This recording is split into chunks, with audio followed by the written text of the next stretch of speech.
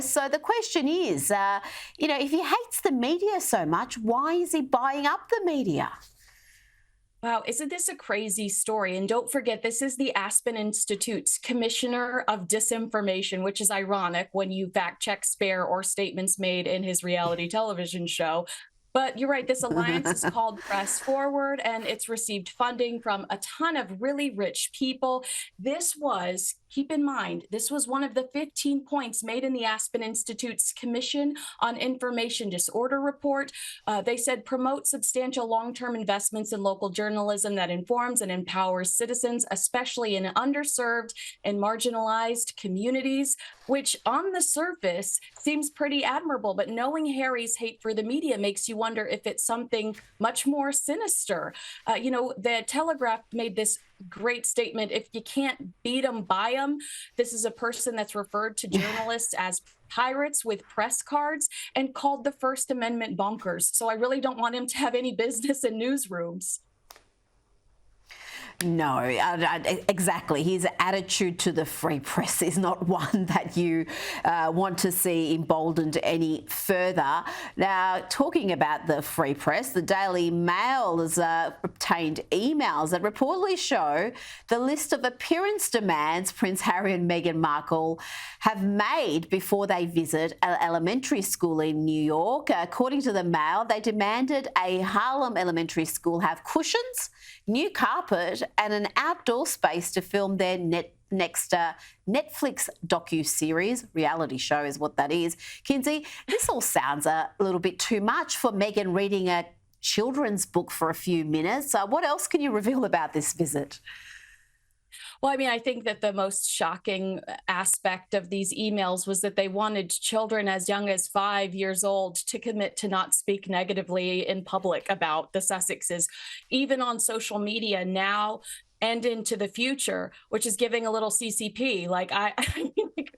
I can't promise that you're not going to hurt my feelings in 5 years, Meghan Markle. I might slip and say something negative about you.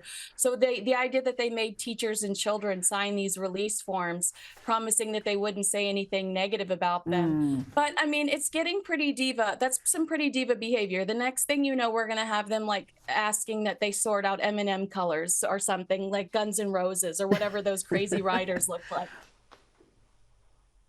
Well, it is a rider of sorts, isn't it? And frankly, I think, a bowl of M&Ms is a little bit easier to provide than new carpeting and whatever else they were demanding there. I mean, come on, she's just there to read a book for a couple of minutes. And the couple who just want you to respect their privacy, they just want to be left alone while they film these reality programs and do these daft podcasts and tell interviews. Well, they've released a behind-the-scenes image which has been very well received amongst their fans. This is from the Invictus Games. The black and white photo that has got the most attention is one of Meghan placing a protective hand on Harry's back before he was due to speak at the ceremony. Kinsey, are you moved by these images? I'm moved more towards the loo so that I can have a gag. We get it. You guys are in love. You guys, the divorce rumors are fake. We get it. Team Sussex is strong. I think that it's overkill when it comes to them trying to prove their point that everything is fine and hunky-dory.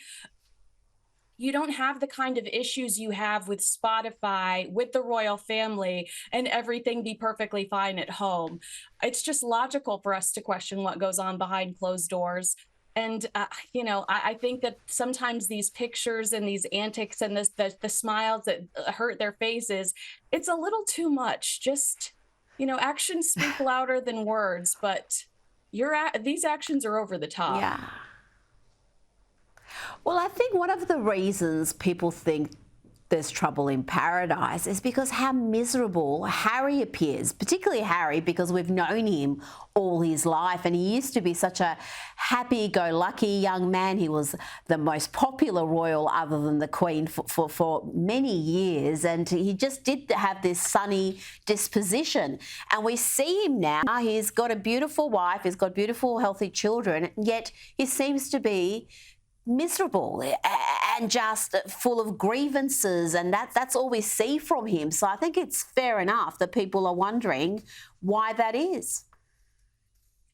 And then when he has the mic in his hand and he has the opportunity to talk about how he's overcome adversity or he's overcome this hardship, he tells the Invictus crowd, don't let people judge you by your past. Don't let people judge you by the hurt in your past.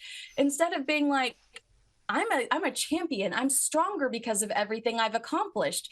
He goes back into victim mode. And I think that what people want from him, especially after the loss of his mother, is for him to say, I came out on the other side and I'm okay. And I'm better and I'm stronger. And instead, he wants to take us back to this sad, this kind of pathetic place.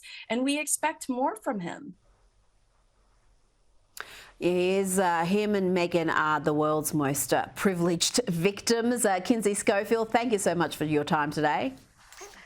Thank you.